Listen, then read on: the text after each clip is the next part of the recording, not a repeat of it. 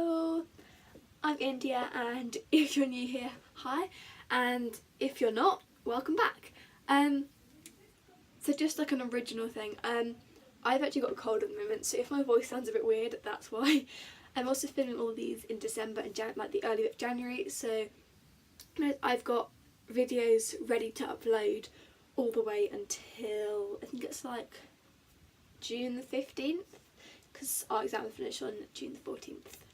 So yeah, but anyway, I put on my Instagram story what kind of videos you'd want to see, and some of the suggestions were things like how to improve your English grade in terms of like books. So I was thinking there's some books which are good for your English, and there's also some other things which are good for your English, so I'm going to try doing that. So, and without any further ado, let's get on with the video. So first of all, I'm probably going to talk about the easy stuff of book, which I personally think is fiction. So here I've got Persuasion by Jane Austen, which I haven't yet read. Oh, it's really hard to see. Which I haven't actually read yet, but it's one of my plans for 2019. I've got To Kill a Mockingbird by Harper Lee, and I've got 1984 by George Orwell. And I don't know if you've noticed, but the books I just showed you, they're more like a higher level of literature, so they're things which will help to boost your English grade. So things like classics, George Orwell, he's quite good. Like the really well-known authors, probably not, like although they're very good authors, probably not people like Roald Dahl and Enid Blyton, just because their books are normally like aged for younger children, so the vocabulary won't help you as much. But the more you read, the better you're going to get. So I think the next important one is probably poetry. And I know loads of people are going to groan and be like, oh, I hate poetry. And to be fair, I think that's a lot of the time what you get taught in school.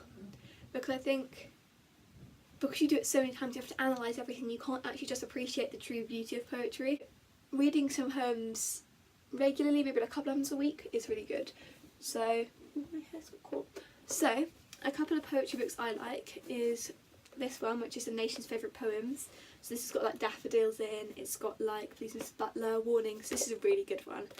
I'm not sure if it's still in like, I'm not sure if you can still buy it, because it was first published in 1996, so it's slightly older. But a newer poetry collection is Green Glass Beads by Jacqueline Wilson, which again I really like, and there's like Read Me and Laugh poems or Read Me Out Loud poems, which are quite good. Poetry books are really easy to find, and the chances are they're really good, and you can just go for so many different styles. The next sort of stuff is more like non-fictiony kind of things. So for one of them you might want to read like a magazine or something. I mean, although Beano, Appreciate is good, it's probably not going to quite hit the spot on like the elevated vocabulary and the way to make your writing stand out, although it is good.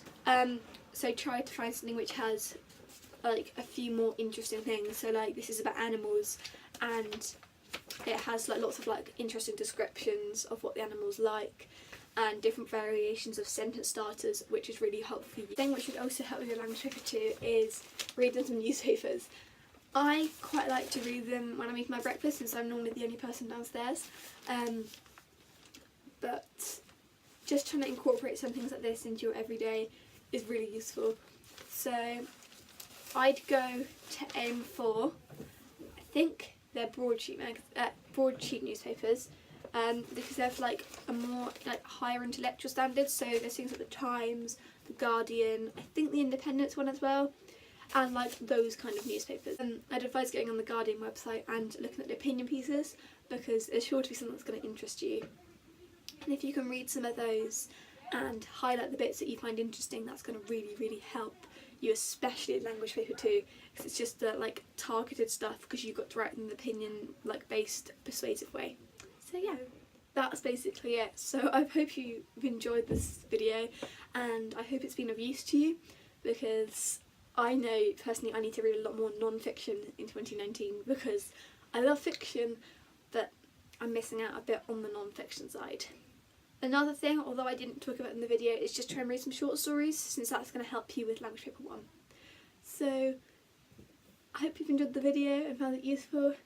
Please give this video a thumbs up if you enjoyed it, comment on your favourite book, and subscribe.